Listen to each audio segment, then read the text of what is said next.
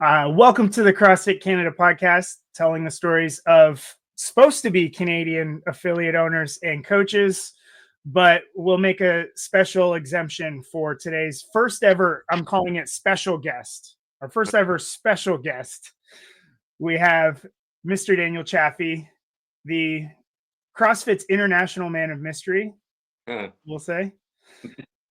And so how we start this off is if you came and did a drop-in in my gym, I would get you to introduce yourself. You'll introduce yourself, your affiliate. Let's put your title in there so people know who we're talking to.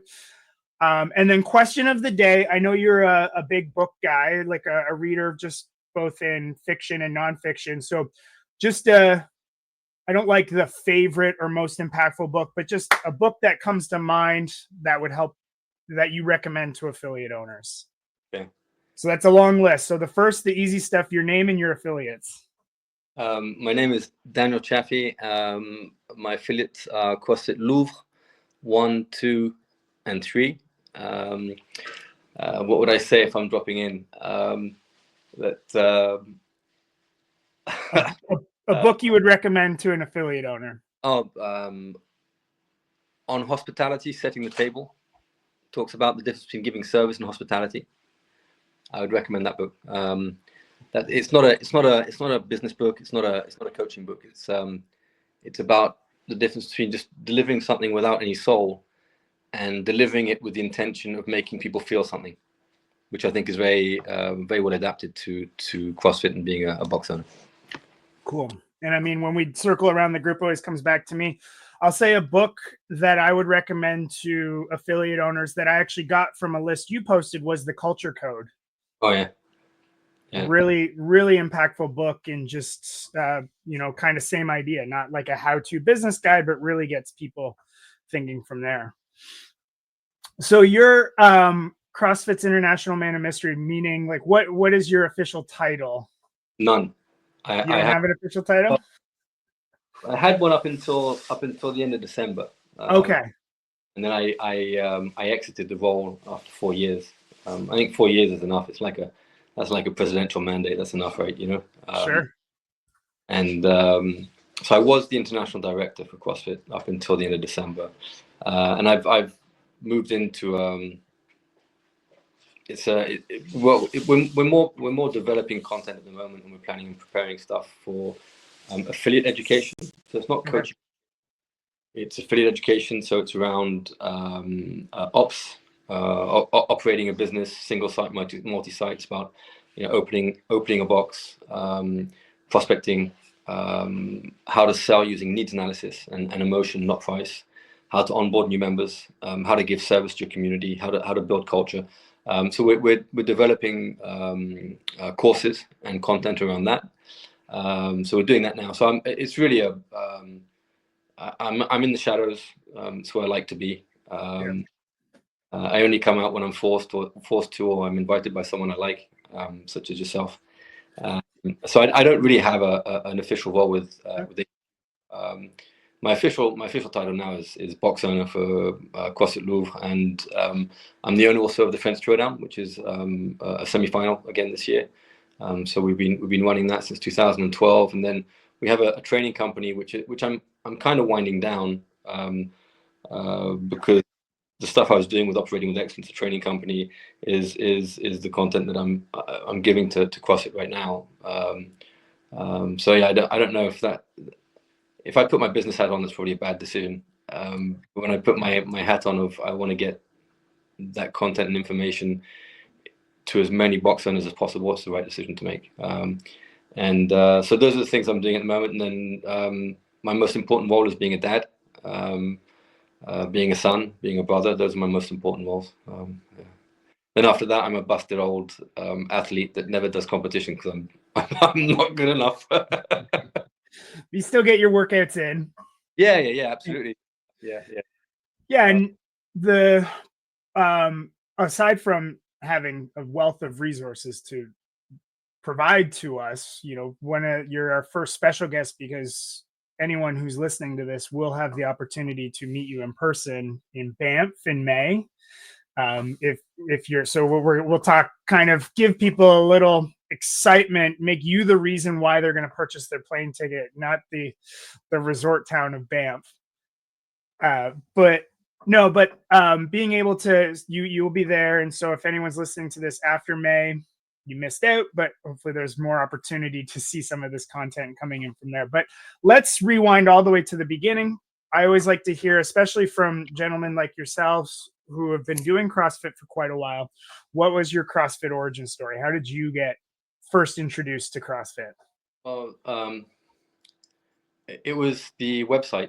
But I think to understand why I was receptive to it, and especially for those that are the younger generation. So I'm 51. I'm going on 52, and I think it's interesting. It's important to understand the past, because if you understand the past, you understand today how we got here, but you also understand how lucky we are. And when I started in the fitness industry, you were naturally a minimum wage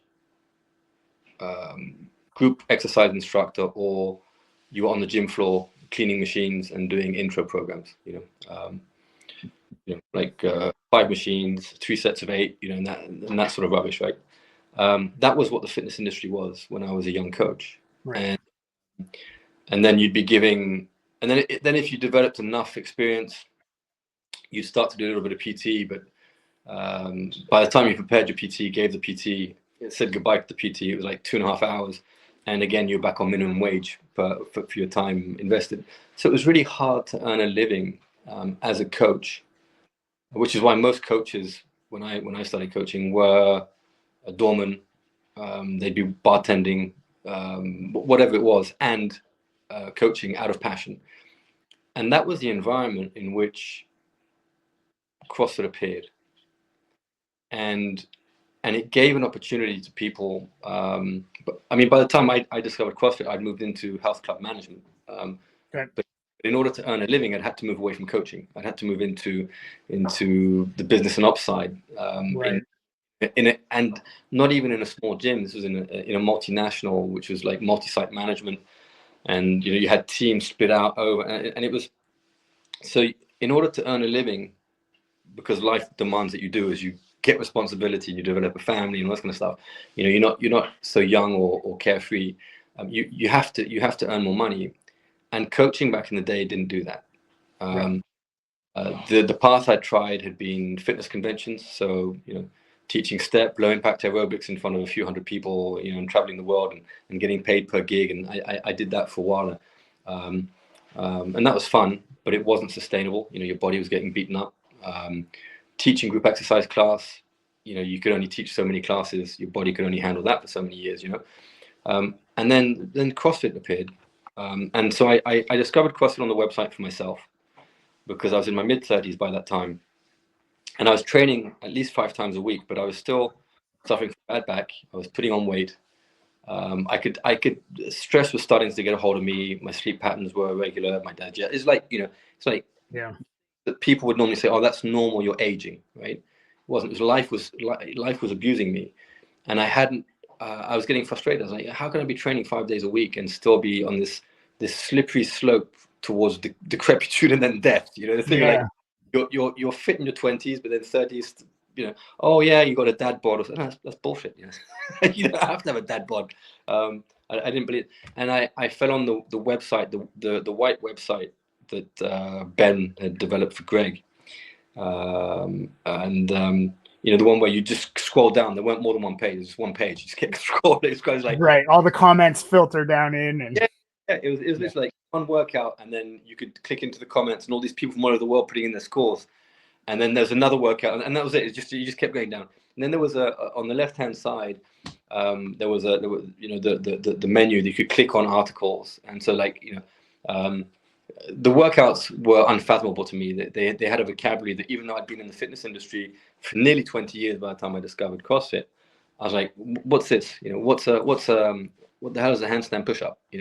What's a sumo deadlift high pull? Thruster didn't exist before. It's like all these movements that have been now, I'd say, democratized through CrossFit, that are used in gyms all around the world. when I went on the website, I just didn't understand them. And there was a click on that. It's like, to see the demo of the summit, and there would be Chris Spieler or there, Pat Sherwood or the, demoing movements, whatever. And so I was like, wow, I'm learning here. This is fantastic. My scores were dreadful. I didn't dare post or engage in the comments. I'm like, these guys are either liars or they're superhuman, And it turned out they weren't liars. They were just superhuman. They'd just been doing CrossFit and were as fit as you should be. And I hadn't been doing CrossFit. I'd been doing, a bit of gym floor, some machines, some free weights, some group exercise classes, 5K runs, and segmented. And these guys had been applying intensity in the right format and in varied time domains, right? So over time, I was like, wow, this is really interesting. Every day was something new. I was learning. I was suffering. I would hate every workout while I was doing it and love it as soon as it finished. And then I'd the next 23 hours until I'd start the next workout, And I was like, wow. All of a sudden, I was living in Madrid, and I was eating late. And in Madrid, tapas and cañas, you're drinking small beers and eating late and all this kind of stuff. And all of a sudden, I then, just by training with that intensity, I started to make better choices in food and in my lifestyle, which is hard in Madrid because the whole environment was around this social scene. And I just became fitter and healthier. And I'm like going, wow, this CrossFit thing is like, phew, And then there was this thing about, there was a video from a level 1 course. I'm like, what the hell is this level 1? What's this about level? What are these levels? And I'd been on the website for ages, and I had never seen that there was like level 1 to level 2. And I was just training on my own, and everyone's going, you're crazy. What are you doing? And in the health clubs I was running, I was trying to do the workouts that were on the website, like handstand push-ups, for example, right now. And that's putting my feet on the walls. And even though I was running these health clubs, people looking at me like, what the hell are you doing? You don't, what deadlifts? No, those are bad for your back. You don't want to do that. It's like, what, you want to squat with a free bar, not on the Smith? Don't break parallel. You're going to break your knees. It was all that's like, and you're going, but no, it's like, So I realized just by following the website and being fed all this information, that all of a sudden I was kind of like uncovering these lies that I'd been perpetuating in my job. And so I started to no longer believe in what I was doing and where I was working, which is the global gym scene, and I'd been very proud of where I worked. It was a wonderful company to work for. They were fantastic leaders. They invested, they trained you, they looked after you. They, pay was good. I mean, they were good to me. But the actual thing that we were sharing, by discovering CrossFit, I realized that it was very mediocre. Right. And I was like, okay. So I spoke to Sophie, my son's mum. We were together at the time. We're no longer together now, but. And I just said, hey, there's this course called a level 1. Do you mind if I take some money from our joint account and fly over to the UK, because there's no courses where we were living in continental Europe at the time, and do this level 1? She goes, yeah, sure. Go for it, have a good time, learn. Your training is important for you. And so I went over with no intention of ever coaching CrossFit or opening a gym. I just went with the intention of, I would like to learn more about CrossFit for myself, my own training, which I would recommend to any member in any box. Right. You do the level 1, then you go back to your gym, and you have a more profound understanding of what the methodology wants you to achieve and how to achieve it. You will get better results. Right? And so I did that. And at the level 1, I walk into CrossFit Central London, which is over in the city now, and it was this. Sorry for the guys who own Central London, but it was like this doggy. I mean, it's like. It had a flea-ridden leather couch on the left with holes in the cushions. I don't think anyone ever sat on it, or if you did, you'd have to go into quarantine, I think. And there's these guys in red shirts, and I didn't know what to expect. I had no idea what this level 1 was about, right? I just knew that you'd learn the methodology. There are guys in red shirts smiling. Hey, how's it going? What's your name? Oh, I'm Daniel. Boom, they slapped with my name on it, and everyone's got a name tag. Cool, yeah, great, And your size t-shirt, oh yeah, here you go. You look like a medium, and they threw me a t-shirt. I was like, oh cool, you got a t-shirt. And I'm like, oh, God, what's going on here? This is a bit crazy. And we're just waiting for it to start. And there's some guy in the corner doing a static handstand. Another guy doing double unders. I'd never seen double unders before in my life. Right. I'd been doing CrossFit in my garden and what I'd call like a home gym for like 7-8 months, and it was like Cirque du Soleil. You're going, it's like, geez, and then there's some dude doing kipping pull-ups. I'm like, what's going on there? I was still doing strict. Like that's why Fran took me like 17 minutes. And it was just like my eyes were like on stalks, and sat down. There were about 40 people in the seminar, and Carl Steadman was a flow master on the course. There was interning was Drake Sladsky, Joe Alexander was there from the US. Simon Jones was there. It was just this really huge crew. Mm-hmm. Carl Steadman, he perched up on a box. I can see it now. He's perched on a box. He's got his butt perched on the box, and he's like chilled.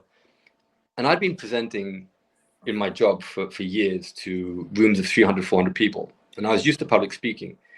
But the way he approached it, his smile, his ease, the way he got everybody's eye contact, and he just had me like I was every word that came out of his mouth, I was like, wow.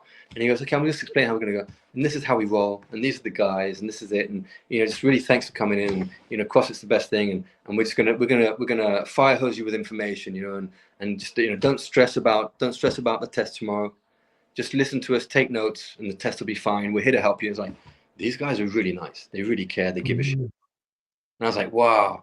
And it was the first time that I'd been in a CrossFit community. And that weekend was just mind blowing.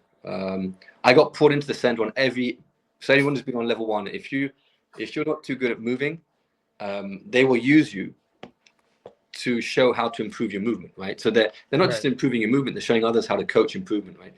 And I was poured into the middle of every single group. I was like the guy who twisted his ankle like 18 times. It's like immature squat, all this kind of stuff. So they had me breaking a sweat on air squats.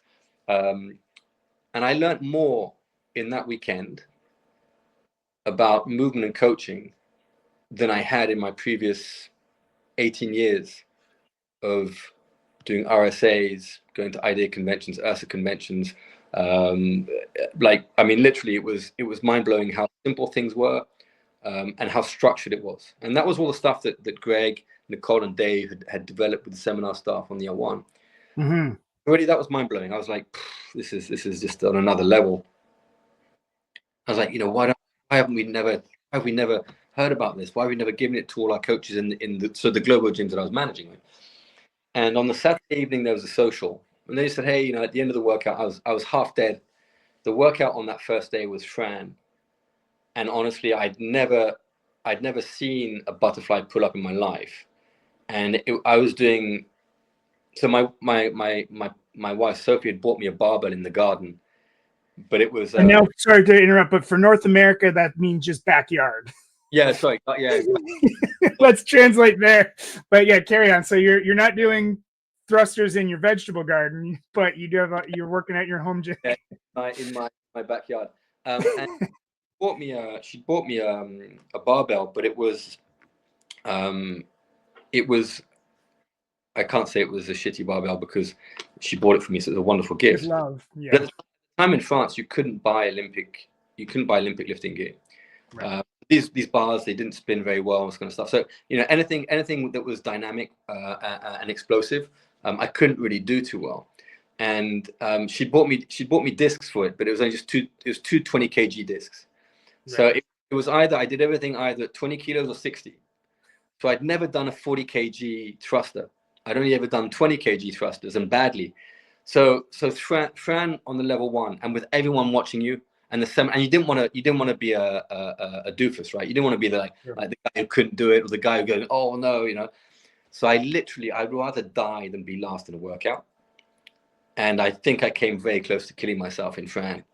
And so I'm there, and I'm shaking, and they open up. I can see it now. It's a pack of Heineken, which is pretty poor beer, right? But hey, they just open up a beer, and they go, you look like you need one of these. And it was Carl Steadman, the flow master. He literally came over me, handed me a beer.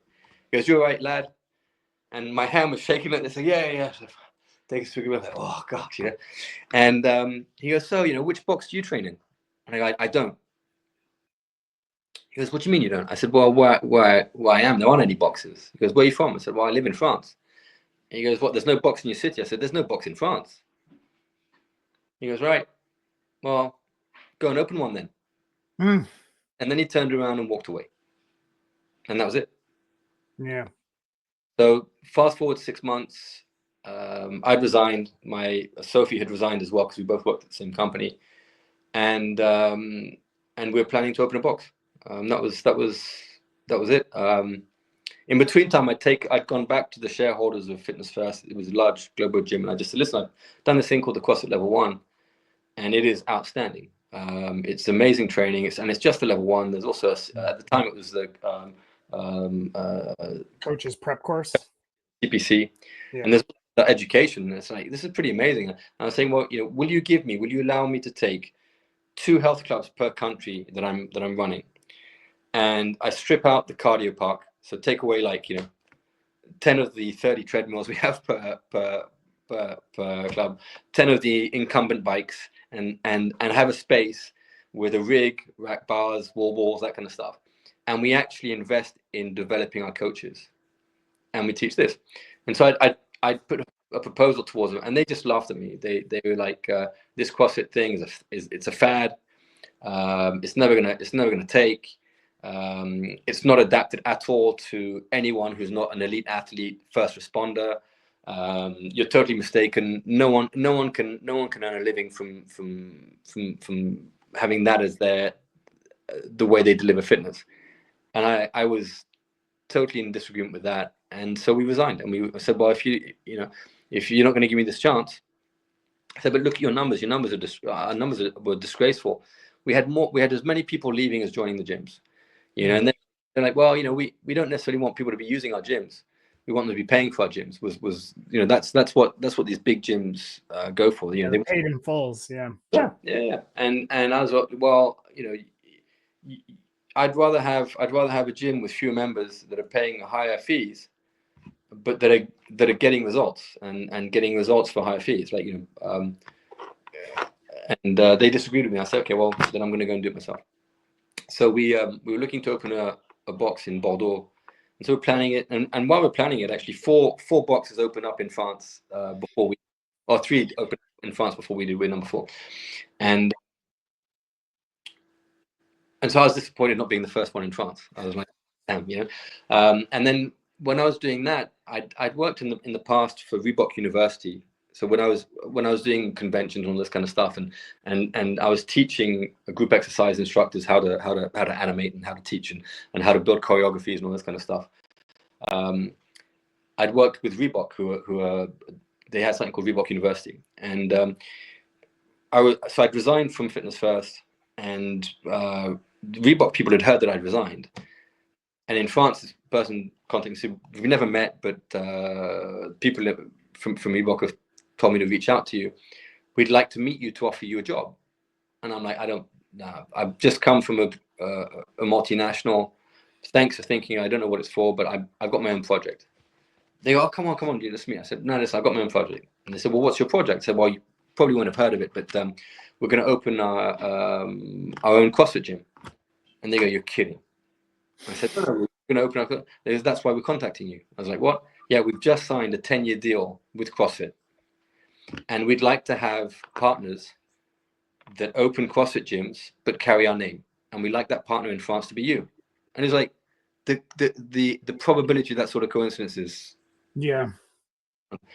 And so that's how it became Reebok CrossFit Louvre to begin with. But to do it, we had to move up to Paris. So saying, if we have a flagship, it has to be in Paris. So I was like, okay. Spoke to Sophie, and again, she supported me. And again, she was ready to move our family from our beautiful house with our backyard, not the best patch, but up to Paris, and we're in a dinky flat, and the quality of life was, the schooling wasn't so. It was it wasn't a good decision for us as a family or unit at all. And we pumped in all our savings into the gym. Reebok were a good partner, but they weren't paying for the gym or the rent. It's like right. And so we had to make it work, and it was a stressful first year. We nearly went broke 3 times. We lost our first location. when Louis Vuitton, so they were supposed to be on the first floor all the way up. Well, you guys call first floor, but like the ground floor on the -1 was going to be our gym on the location. Okay. And Louis Vuitton, all of a sudden they decided just before we were supposed to move in that they wanted the whole building. And so the landlord, even though we'd signed a lease, the landlord refused to give me the keys to start the demolition work. And so we lost that. I'd already hired the team. We'd already communicated around it, all this kind of stuff. And we're like, okay, shit, we're in Paris. Our life savings are in this. We've got people that would love to come and work out, but we've got no location. What do we do? Do we go back to Bordeaux and just suck it up, or do we keep going? And we said, no, look, keep going. We're going to look for another location. And in the meantime, we'll just have to keep communicating around free workouts outdoors. So on the landing in front of our apartment, we had like 4 male bars, 20 kilo bars, 4 15 kg bars. We had some wall balls, we had some ab mats, some dumbbells, and kettlebells, and some discs, some plates. And they were all stocked up in front of our door. So our neighbors hated us because we had all this gym equipment, but we had nowhere to put it. And we would do twice a week, Tuesday evenings and Thursday evenings, we'd do free workouts in different parts of Paris. Cool. And we transport the equipment. There were little electrical rental cars, and we transport the equipment in this little rental electrical car with a bar sticking out. We left the boot open so the bars are sticking out. And we'd drive to different parks, and we'd meet all these people that wanted to come and do a free CrossFit workout. And we used that to build our database. And so over the first few months, we had like nearly 600 people that came through workouts. They just like sign up, name, surname, telephone number, postcode. And then when they pitch up, we'd give them their name tag, and so they do their workout with name tag, which is actually something we've kept ever since, because we just realized people would literally just like look at you'd be looking at, if you didn't know someone, you look at their name, right? Mm-hmm. And so it was just how to take away bad. And then when we did find a location, it took us a while. It was a really small, it was a store, it was a shop. It was 90 square meters on 2 different levels. So it wasn't big, but we made it work. And we literally contacted all 600 people saying, you've enjoyed working out with us outdoors for free. If you'd like to do some stuff indoors and continue the adventure with us, we found a small location. It's a temporary location, but we'd love for you to come and join us. And we have founding memberships in a limited number. And that first month, we sold like 130 something memberships. Right. And that was the first revenue we had was like 6 months in. And we were literally I was at like 4 days before going bust. And we managed to get this location. We managed to get some members in, and they paid their. So we did founding memberships at the time. I think it was like 90 euros a month, which is cheap. But while we're in this temporary location, we're only charging them half, because we didn't have changing rooms. We didn't have a rig. We had like a pull-up bar that we welded into the ceiling. Right. And so we weren't necessarily very proud of it. What we knew, it was a long way off the finished product. So we're only charging like 45 euros a month to the first members. But those first members were the ones that enabled us to then pay the rent, for me to keep paying all the charges, and then for coaching and stuff. And it was an adventure, man. It was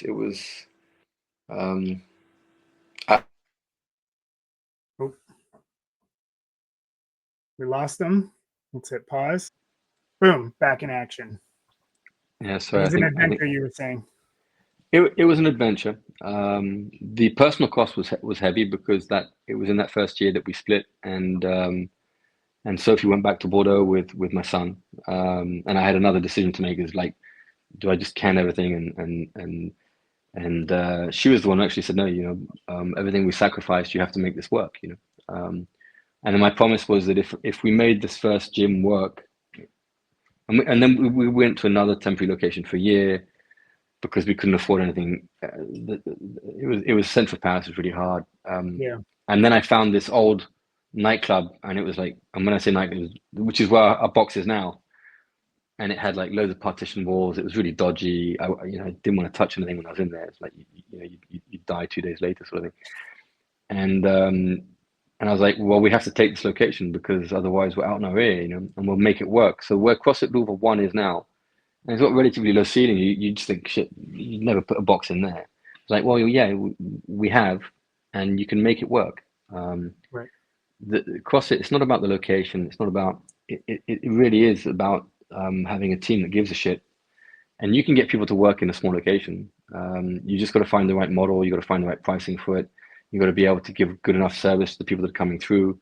Yeah, that gym now is pretty successful. We've got over 1,300 members there, actually close to 1,004 now. Yeah, there's a while we were on wait list. We've grown that space a bit. We took the ground floor where there was a store. We got rid of them. We've moved into that now. But I don't know I'd have the energy to do that adventure again now. Well, I mean, kudos to you. You still have all your hair, and it is still the same color. So no, mate, it's the receding hairline. It's just I'd made a promise that until I saw there's a person that I really care for. I said, listen, we have to see each other again soon. You got to look after yourself. I can only cut my hair when I see that person for the second time this year. yeah. So that's so I'll end up with dreadlocks if the person knows who they are. You look after yourself. You promised we'd see each other again. Be good to yourself, and I'm keeping my promise. So yeah, I'm not doing too badly. I've got to admit. I think yeah. But and so I mean, what's interesting I see is the parallels, and I'll explain in a minute. But so at CrossFit Louvre 1, what is your rough? I mean, you would know it as square meters, but what's the rough kind of size? If you know it as square foot, that would be probably more appropriate to us North. Yeah, we're under 5,000 square feet. Okay, so under 5,000 square feet with 1,300 members. Mm-hmm. Yep. Right. So, I think most would hear, but then there's obvious rent and the things that go along with that. But for anyone who's shocked by that, what I see is the parallels of you first going on main site and seeing people putting in these times. They're like, there's no way that's possible. Yeah. Until you've seen it, you've got to see it to believe it. You've got to, you've got to experience it to then understand what's the technique and what's the technicity that makes it possible, right? Yeah. Until you've seen it, you're what we'd call unconsciously incompetent. You're not as good as you can be, but you don't know that you can be that good because you don't know it exists. So I'm not saying that we're excellent. I'm not saying we're perfect. But what I did have was I had 20 odd years of experience in the global gym industry with a whole load of processes on how to scale things, but without the methodology and the thing that really gives results. I was like, as soon as I went on the level, I was like, whoa, this is magical. Yeah, this is gold. And I have the tools from my global gym industry and from my previous experiences and all the training and stuff to actually scale this. And I was like, wow, yeah. Well, so and that's what I mean is like you started with the same tools as everyone else, the level 1 seminar, the level 1 guide, maybe different levels of care, but so really what we're talking about, to your point, is the belief of possibility. Is where it starts. Yeah, and I was lucky because it's very easy to fall in love with the methodology in coaching, right? Yeah. And that's where most people fall in love with the methodology in coaching and go, hey, I want to go and open a gym. But I fell in love with the methodology in coaching, having already got the baggage of operating processes, and industry specific. And I'd worked with amazing financial directors, real estate people, maintenance. I'd worked with front of house people on customer care. I'd worked with sales people, sales directors on not just how to sell, but also sales management systems, how to train people, how to upskill people, HR teams on how onboarding, how to integrate new members of staff, how to hire, how to fire, how to give feedback. It's like all this stuff that it's hard to fall in love with that, right? Yeah. But I already had that. I didn't need to fall in love with it. I had it. I've been paid to learn it for 20 years. I was like, this is perfect, So I take all that baggage and apply what is appropriate. Not everything was appropriate from the global gym industry into CrossFit to be able to scale the CrossFit thing. And you go, oh yeah, 1,300 members. How can you serve 1,300 members? Well, most of our members, we'll get through the days where we get through the door, like 600 to 700 people, and you go, that's impossible. Well, no, it is possible because we're giving there days where we give 35 to 39 classes a day. Right? Yeah. You guys run on the half hour, right? Yeah. Well, quarter hour. So we've got 4 spaces. They're Okay. not necessarily big spaces, but they're 4 spaces. And so like in the morning, you got a 6:30, you got a 6:45, you got a 7, you got a 7. It's like boom. And so there's one room that's just got ergs. There's another room that's got a low ceiling, but you can do you can do strength work, you can do deads, you can do cleans, you can do bench, you can do, and then we've got two floors on the -1 where there's a big space and a small space, and they do the workout of the day. So our main offering is the workout of the day, and then downstairs we do conditioning classes, we'll do strength and build classes, and we just make sure that we're maximizing the square footage, as many hours of the day that people would want that service. Why? Because your rent is going 24/7. Yeah. So if I decide to only open at 7 a.m. till 10, then I close until midday, and then I close again at 2 p.m. until 4.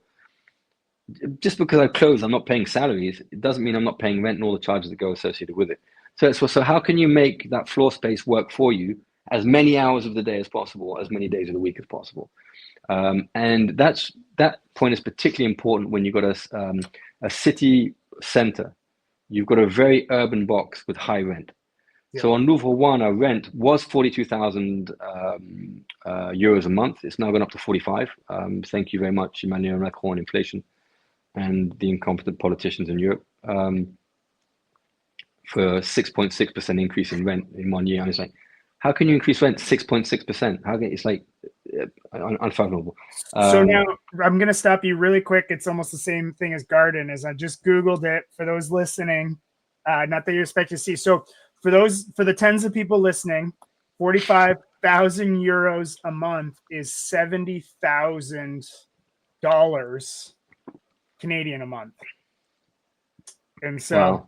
Yeah, that's the exchange. So, and because what is worth mentioning, it's no different than, like, say, David Azario in CrossFit South Brooklyn. He's got, over 1,200 members as well, or at least last I heard.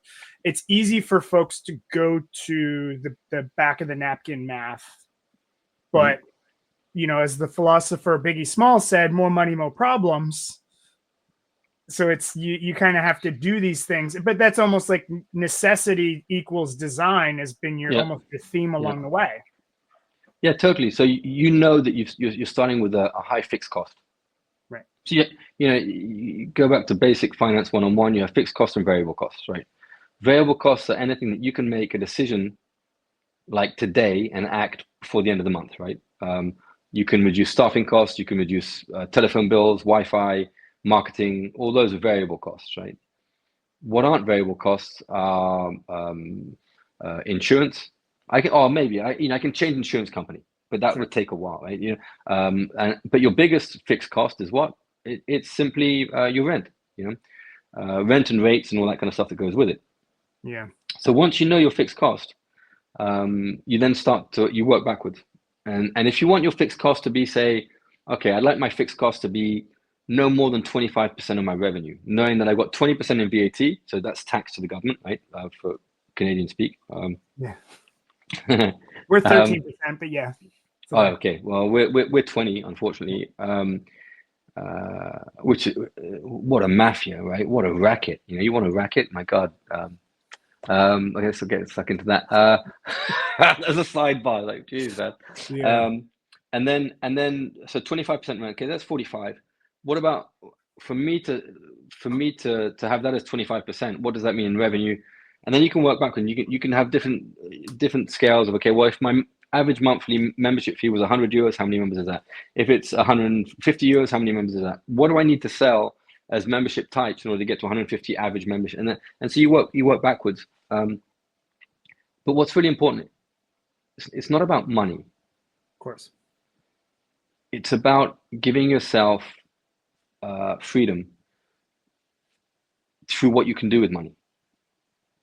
So money means you can give good service. You can open more hours. You can pay your coaches better. You can upskill your teams. You can invest in new showers every 5 years. You can buy new equipment. You can, all that sort of thing. You can throw amazing parties from time to time. Mhm. Money also means that you can gift membership to those that need it most, but they can't afford it. It's like, Yeah. being financially successful gives you a lot of freedom. And I don't think many people open a CrossFit box for money, Yeah. but that doesn't mean if you open a CrossFit box for the right reasons that you can't make money. And you should be making money. Otherwise, you don't stay open very long, right? So how do you, and if you want to service more people, you want to service different aspects of the population. You have to earn money. And if you want to keep your coaches and you want to keep your team and make sure that the service is forever evolving in the right direction, you need to invest in your teams. That takes resource. Yeah. And if you want to spend time working on the business as opposed to in the business, you need to be able to delegate to people, which means you need to be able to pay them to delegate to people. And yeah, if you want to scale your business. So when we opened, I was coaching and Sophie was doing everything else. I was doing the programming, I was doing the on-ramp sessions. She was doing everything else. She was doing the cleaning, she was doing the admin, the banking, she was doing our prospecting, our selling, taking of the appointments, confirming appointments. She was doing our at the time it was Facebook because Instagram wasn't really up and running back then. She was doing all of that. She was answering all the emails, incoming emails, all of that sort of thing. It's Yeah. like how long can you handle it on your own or just two of you? I was getting tired coaching, 7, and then it went to like 10 hours a day. It's like, you're not good. I needed a second coach, but to Yeah. need a second coach or to be able to pay a second coach, I need members, And so by us being successful commercially, it gave us very rapidly that oxygen to be able to say, hey, there's a good young kid. Hey, come with me. I'm going to pay you. You're going to intern and you're going to follow, and then so first thing is you need to know what it is you want to achieve, and you do that and you learn it inside out. And then you need to know how to scale that through other people. And those for me are the two steps. Understand what you want to achieve and what you need to be doing, what's the activity you need to be doing and how you need to be doing it to make it excellent and give that service to your members. But then if you want to have more members and serve more people, you've got to have more people beside you to do that in your place, right? Yeah. So there's a moment you have to be able to pull yourself out from the daily grind and envision, empower, educate, other people to do that. So we've done that now, and so we went from being the two of us. We've got a team of 49 people now over the 3 boxes, and they're generally really, really good. You always have one or two that are, A find a couple new bad apples. girlfriend, they go off the Yeah. rails, something like that. Sure. But I think you hit it that I'm a big believer of is exactly not chasing money, but chasing freedom. And freedom can be expressed in a bunch of different ways. But what I don't know that maybe is encouraged enough in the CrossFit affiliate space is the freedom to, let's say, just give back to the CrossFit community by getting to a point and sharing. So do you take this in one direction, but hopefully circle back? Have you set the record of being hired and fired by HQ? Do you have the record? I think so. I think I'm up there. Yeah. I think I'm on 4. Okay. Why do you ask that question? Who told you that? You That's allegedly. going I've around, been, yeah, allegedly. yeah, You have said it before on other podcasts. I made note of that in oh, my notes. But yeah, yeah. my reason, I think Dave must be coming pretty close second. I think. yeah, you Yeah, never yeah, know. But yeah. my reason for bringing that up is that it seems you've started as an affiliate owner, you've stayed an affiliate owner, and then now even on this recording, you're like, no, I'm providing. Well, you've regressed not in any way other than just saying I'm still an affiliate owner, but now you're sharing. It's like, well, what I'm doing is sharing what I've learned back forward again. And before it was a lot of sharing by necessity. We had one of the Canadian affiliates. He said when he first hosted his level 1, he had 0 equipment and had to ask CrossFit Toronto to shut down for the weekend and borrow all of his equipment. Oh my God. But now it's like, whether it's a scarcity mindset or whatnot, but like being able to share our resources with each other, and that's what you're able to do. And so it's not getting a point of becoming financially free, but hopefully that is a result. But being to a point where you can start making this CrossFit affiliate ownership fun. Yeah. Yeah. Well, there's I think one of the things I learned, and it wasn't obvious to me to begin with when I was an affiliate, was that other affiliate owners aren't your competition. So I can remember when we opened the gym, the closest box that existed to us when we opened the gym was in Lyon, which is like a 6-hour drive. Okay. It's another city, right? But they thought we were their competition, and we thought they were our competition, right? Yeah, 6 hours away. Yeah. But and it's like, oh yeah, no, we're going to be the best CrossFit gym, and now it's like it's like they're going to take our members. Like, dude, Paris has got 8 million population. You got it's like, yeah. But at the time, it was like in our mindset, it was like there were so few people doing CrossFit back then. People would travel literally an hour and a half to come and train with us, right? Because there were no other CrossFit gyms, right. But we've never been more successful than today when we have literally in Paris, we have a CrossFit gym 150 meters away and we have another one 400 meters away. Right? In Bordeaux, which is a population of 800,000, we were the second CrossFit box there. And now there are 29 CrossFit boxes, half of which have basically come from our gym anyhow.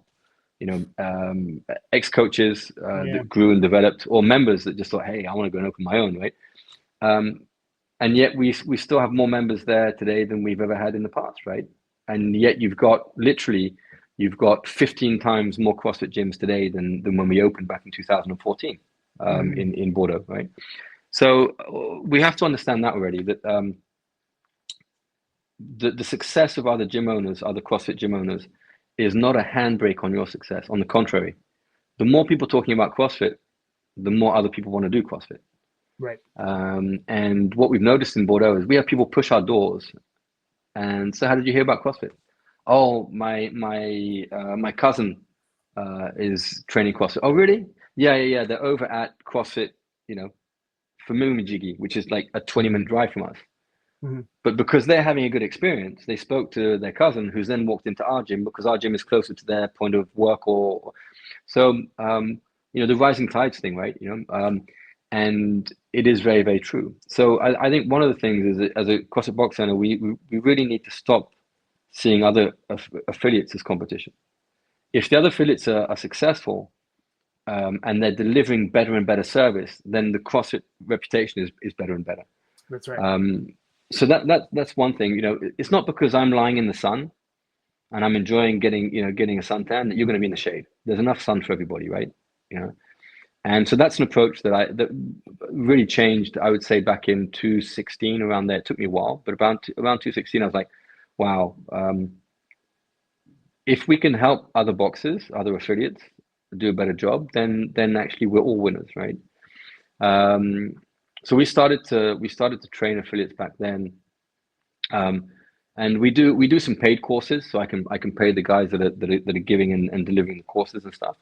But we also host a lot of box owners that come to our boxes and spend time with my director of training or the head of reception, and they basically do fly on the wall stuff. They take notes, they ask questions, and that kind of stuff. And so we do that as well, and we can afford to do that, which is great. And the other thing we can afford to do is a French throwdown, because the competition space is tight. It's not really a space that's very easy to get to break even. But we get a lot out of it, I'd say emotionally as a team, being able to give that moment to people. Volunteers love being turned towards other people. Athletes love expressing themselves. Spectators love seeing their loved ones perform and stuff. So it's enriching in a different way. And so for years, the success of our boxes enabled us to finance the French Throwdown. The French Throwdown made money like 3 years out of we're going into the 13th year. And we've made money 3 years on the French Throwdown. And so those 3 years, we actually gave the profit to a children's charity. But again, why can we do that? We can do it because our boxes are sufficiently successful that we can do it, Another thing of being successful is, we have a large number of level 3 trainers in our boxes. And yes, so we can incentivize them. You get a certain level of pay when you're level 1. Then you get an increase when you get to level 2. You get another increase when you get to level 3, right? So they're incentivized to get to level 3, but also we can afford to contribute to their upskilling by having dedicated head coaches who only coach like 4 or 5 hours a week, but the rest of their week is spent observing and training and upskilling coaches to make them better, right? It's a win-win situation. The coaches are better, then we're giving better service to our members. Our members are happy they're staying. We get a better reputation. So it's a really good investment. But you can only afford to do that if you can afford to pay a head coach who's not actually giving class. Right. It doesn't mean he's wasting the time. He's working on the team as opposed to just being a simple. Instead of being a mechanic, he's upskilling your mechanics. Well, So and and sorry to cut you off, but you as the affiliate owner, or the licensee of record, it's not your responsibility to be the best coach, is it? Oh God, no. If I'm the best coach, we're in trouble. Yeah. I love coaching, and I used to give 1 or 2 hours a month up until last year, and it's something I want to get back into. But I'm dreadful at keeping a timeline. My classes last 67 minutes, so I screw the whole timetable for everybody, right? And so I go into I spend 1 day a month in each of my gyms, one full day doing what we call a member experience. And when I'm home in Bordeaux, I'm in the gym every day. But literally working on the experience of the members, I spend 1 day with the head of reception, head coach, and my director of training. They're with me the whole day. We go and we take class. We give feedback to the coach. And the reason I give feedback to the coach with the others there is I want them to be aligned with my level of expectation. And so I spend time in the gyms giving feedback and upskilling, and then I'm watching them give feedback. So then I coach them on how they gave, and so on and so forth. So we do that 1 day a month, and we observe reception. After the workout, we go take our showers, and I'm talking about cleanliness. And hey, that light bulb there is looking a bit dim. We look at the lockers, that's a bit wobbly. Look, that screw's coming out. And so inspect what you expect, give feedback, grow your teams, develop teams, and the more you do that, the more you can step away. The more autonomous or empowered they are, the more people you can serve. I'm a very happy person. Why? Because I can choose where I dedicate my time, and I think that's luxury. Luxury isn't like a 5-star. Well, yeah, it's a type of luxury. I think the biggest luxury is deciding how you dedicate your time and how you dedicate your resources. And I think there are box owners out there that deserve that. They deserve to be in a position where you coach not because you have to. You coach because you want to. Yep. And when you're watching your coaches, so like we do in our member experience days, if I see a coach that's worse than me, then we're in trouble. Our worst coach should still be better than me. Out of 49 people that work with us, they should all be better than me, because it's their full-time. This is your profession. They're not part-time coaches. Every coach we have is a full-time coach. Most coaches are independent, but the goal is that they earn a living just in our gyms. They don't have to go. They don't have to go to 5 different locations. They don't have to go into knock on someone's door at 5 a.m. and do a PT session in someone's backyard, or they can PT in our gyms, and we can give them enough hours and pay them enough per hour for this to be their full-time profession. And that's possible. It's possible. It's harder in some countries, like where employment costs are super high, etc. But it is possible. Again, if you're already successful as a box owner. Yeah. So I don't think that the box owner needs to be the best coach. I think you need to know your stuff. You need to know the 6 qualities of great coaching from the level 2. You need to understand all that stuff. I would recommend that you study for your level 3, even if you don't take the exam. But just the studying process will make you understand the breadth and depth of knowledge that your coaches should master. Right? You need to speak the same language. You need to be able to understand what good looks like and what bad looks like. I think that's important. That's what I'm hearing, because if we go all the way back to the business model of CrossFit and CrossFit affiliates, Greg wanted it to be open source, right? As a means to say that the methodology works. The only way to say that it works is to make it open for everyone. and then it all comes back to the beginning. Yeah. Same thing with the business of being an affiliate versus a franchise. You are free to run that business however you want, as long as we stay within some core central tenets relative to the brand.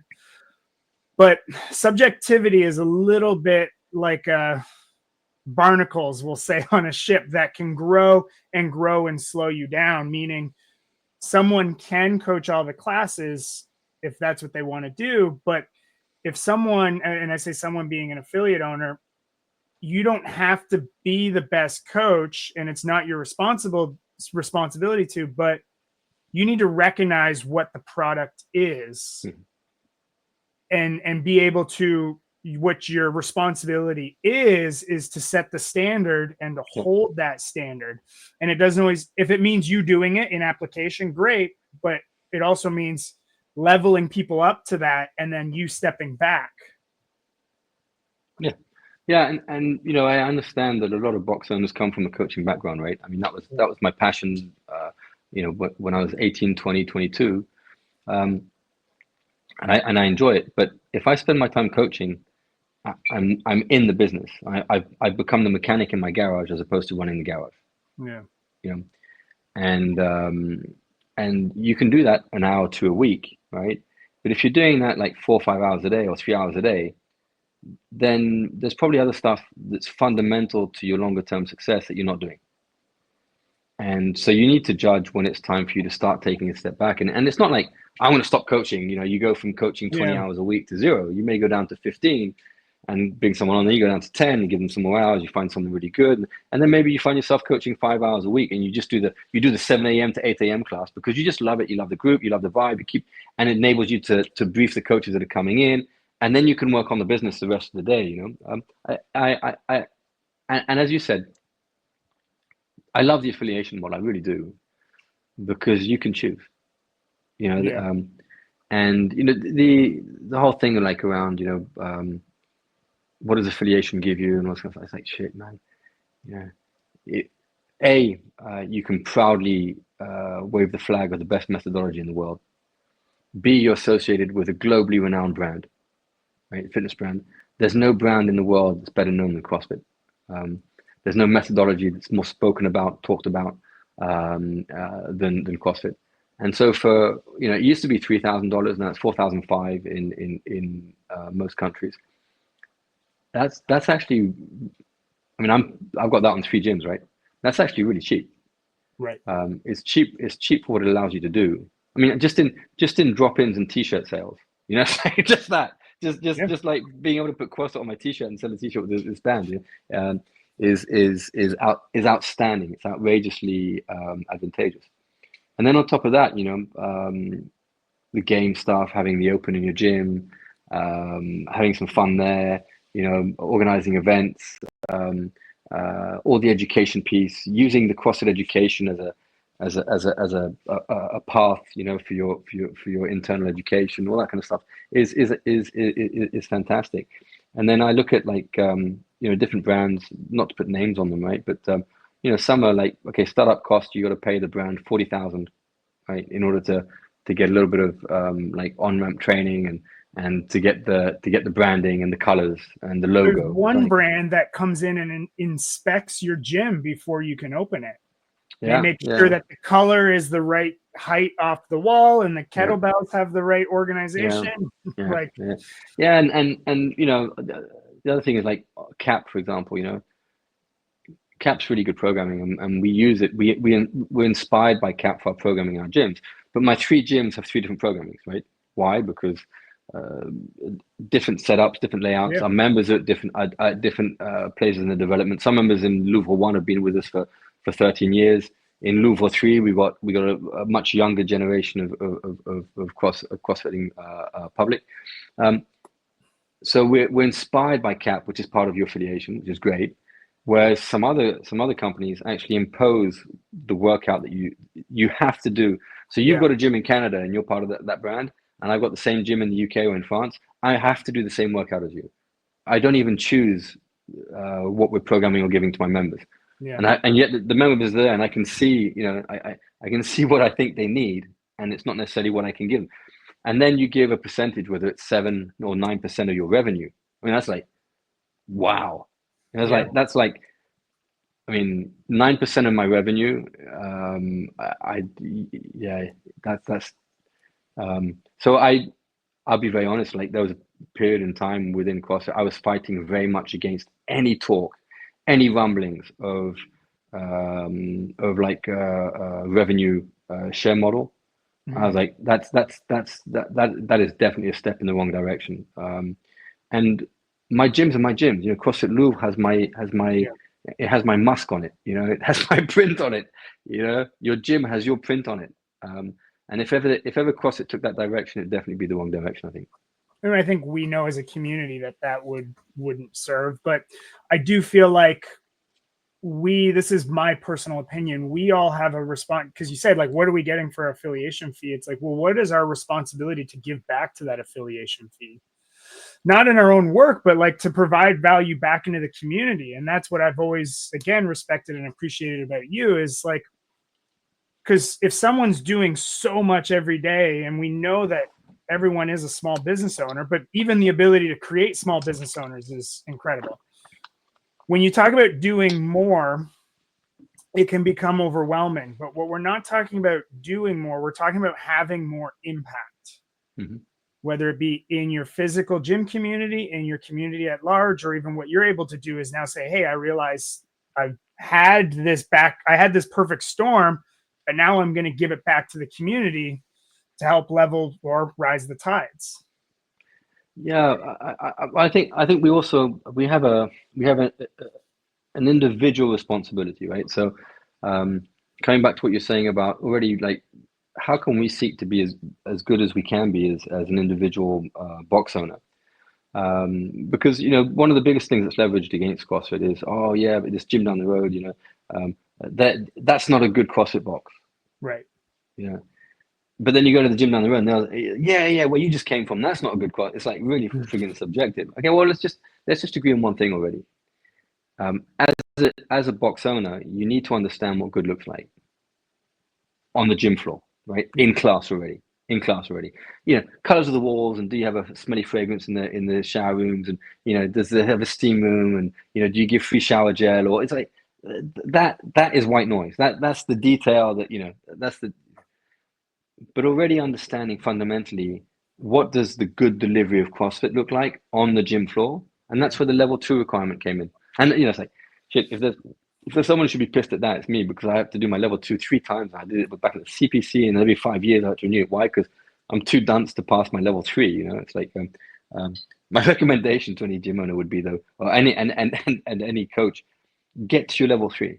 You know, get your level 3 for several reasons. One is, it shows you know your shit, the breadth and depth of knowledge into the level 3. But also, as soon as you got your level 3, all you need to do is maintain CUs. You get CUs from reading articles, from going to different courses, from, you know, volunteering at events. So it's very easy to get the right amount of CUs just to maintain your level 3. It's $50 to renew every 3 years. That's the cost savings right there. You know, someone at HQ is probably going, Daniel, shut up, right? But because the best way to maintain a high level of credential, for the most time efficient and financially efficient way, is to get to level 3 and just maintain it. That's it. You know. And so my goal as a box owner is, how can I help as many of my team get to level 3? Not as fast as possible. You go too fast, and they haven't matured the information that they should, not just to know the information, but to really apply it to give better service. And I think that's a focus that we should have collectively as box owners. Is already, let's get as many of our people to level 3s as possible. As a box owner, whether you're coaching or not, okay, have your level 2, get your level 2, okay, maintain that. Hopefully there'll be a moment where, to maintain your level 2, you'll only need CUs. You won't have to go back onto it, maybe, you know. That would be an argument that I would put forward, is that once you pass your level 2, that, you know, as a box owner, well, then read some articles, do some courses, you know, and that kind of stuff. But you don't necessarily have to go for 2-week seminar. I understand that. I understand that it's difficult for some people. But as box owners, we need to be ambitious for our teams.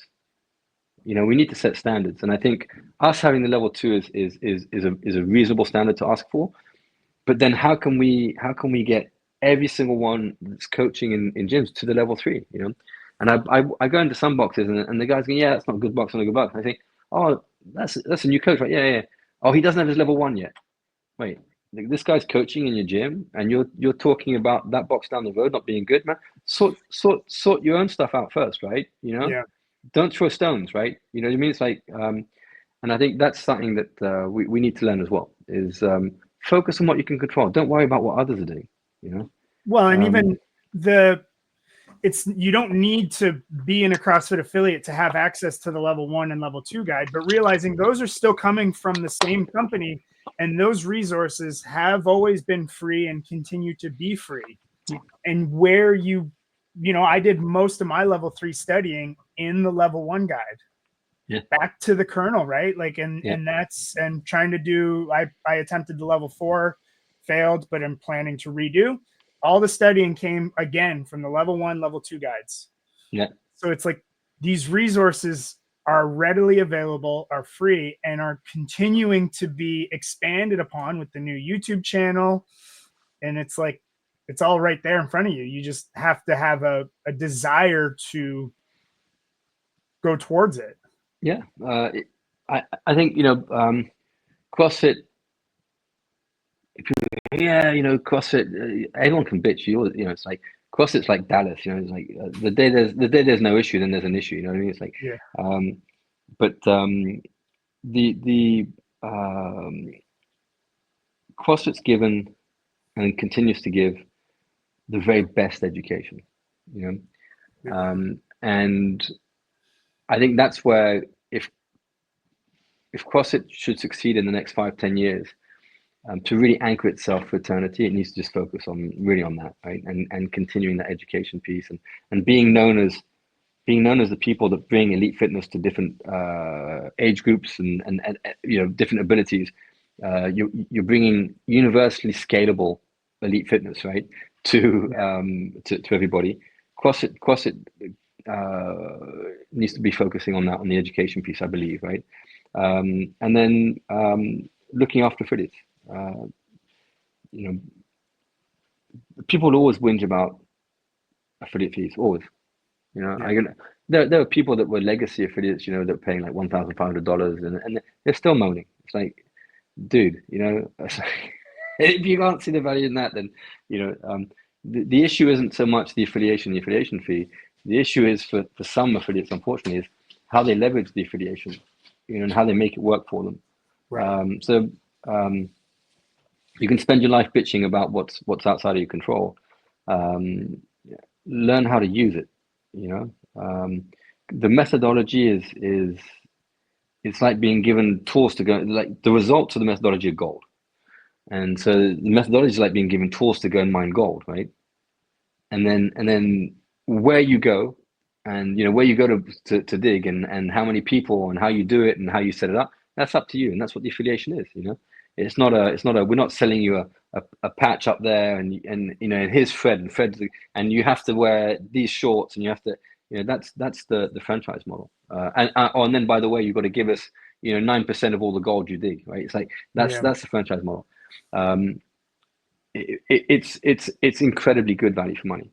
And I can, and people always go, oh, the past was better. The past is like, listen, when you think of the past, you always think of the good stuff. I've been around for a while. I had a fair number of CEOs now with CrossFit, right? And I can tell you, it's never been perfect. It's never been ideal. Even when Greg was still around, and then there's Jeff Kane, and then it was back to Greg, and then it went to Dave, and then it went to Eric Rosa, then it was Addison, now it's Don. It's like, wow, but the one thing that doesn't change, Product. How good the methodology is. Yeah. And when we stop bitching and we're just proud of sharing this, sharing the CrossFit thing, easy day, man. You have the responsibility, not the responsibility, but nothing affects you in your four walls, especially if you don't let it. Yeah. Right. Absolutely. Because and really that's important, I think, is like whatever news happens outside of the four walls that could be CrossFit related, nobody in your gym is going to be in that vacuum as much as you are. And so if you just try an experiment to say, I'm not going to even touch this because it doesn't affect inside my four walls, you would be surprised how well that works. Yeah, God, focus on what you can control. Right. That leads to depression when you're being sucked into clickbait on social media by these people that are financially interested in clickbait, right? They just want scandal, they just negativity sells, all that kind of stuff, right? They want eyeballs on. So they want to stir, and stir the shit pot. You get pulled into that, man. That's all stuff that's outside of our control on a daily basis, and that's the best way to get depressed and upset, Yeah. Whenever I'm losing my grounding or my footing, man, in the gym, go and do a class with my members, reconnect, have chats with them, hang out with the coaches, give some feedback, serve a couple of coffees, high fives, give hugs to the members I haven't seen in a while, that kind of stuff. And it just grounds you. And then you think, oh God, I want to improve that. And then you're back into the real world of focusing on things you can control to improve the service and improve what you're giving to your members. So yeah, the environment, the strength and the weakness to CrossFit is the community. Yeah. 100%. Yeah. It's both. Yeah. It's both sides of the same coin, right? Yeah. Well, and you know what, because I have a personal philosophy. The words that are used are important. And what I mean by that is, you're on the same page as me. You said the community, but when you start saying our community, I feel like that's where it starts to go astray, but that could be a whole nother issue there. So because we could do this probably all day. So to get, I've just got to try and hook up because we've been going longer than I thought. your batteries. No. I had a meeting 4 minutes ago. This is why I keep getting fired. Well, let's wrap it up while we're doing this. So you're going to get all the answers to life secrets in May at the Canadian West Coast Affiliate Summit. Otherwise, just is operating with excellence what people should Google to at least get the first bit? Yeah, well, operating with excellence is there's a web page we haven't touched in months, to be honest. But the social media, the Instagram handle, that kind of stuff, yeah. We'll be talking about various subjects in Banff.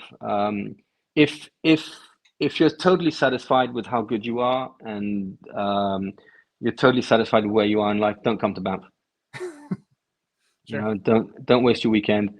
If you don't like beautiful nature, cool people, a good time, if you're not totally nuts about CrossFit, don't come to Banff. Go do a high walk somewhere. Go and run 8 kilometers, right? But if you know what? On that note, 3, 2, 1.